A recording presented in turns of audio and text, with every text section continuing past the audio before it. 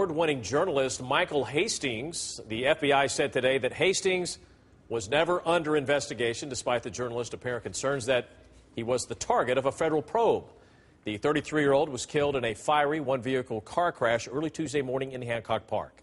Hastings is best known for a 2010 magazine article that led to the resignation of General Stanley McChrystal, who was the former U.S. and NATO forces commander in Afghanistan.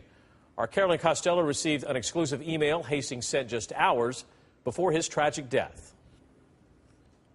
I thought he was a great person. I mean, he spoke the truth. I mean, he said what needed to be said. He said what a lot of people were scared to say. You know, and it does offend a lot of people, but the truth hurts. Staff Sergeant Joseph Biggs knew Michael Hastings well. Hastings was embedded with Biggs' unit in Afghanistan back in 2008. He tells us the two have kept in touch over the years. It had been several months since they last spoke when Biggs got an email from Hastings that didn't seem quite right. Monday morning, I woke up and I get an email and it's very panicked. Biggs says he was blind copied on the email sent to Hastings' colleagues. It reads, "Hey, the feds are interviewing my, quote, close friends and associates. Perhaps if the authorities arrive at BuzzFeed GQ or HQ, may be wise to immediately request legal counsel before any conversations or interviews about our news gathering practices or related journalism issues. Also, I'm onto a big story and need to go off the radar for a bit." It alarmed me very much. I wrote a few things, I told a few people about it, I just said it doesn't seem like him. In a sense, I don't know, I just had this gut feeling and it just really bothered me.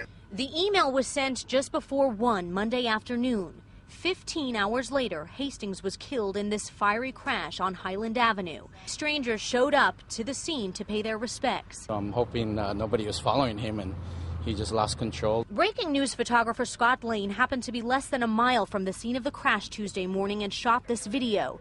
Video from his car's dash camera caught what appears to be Hastings' Mercedes minutes before the crash, speeding through a red light. 34 seconds pass and no other cars pass through the intersection. There's no cars that are following him.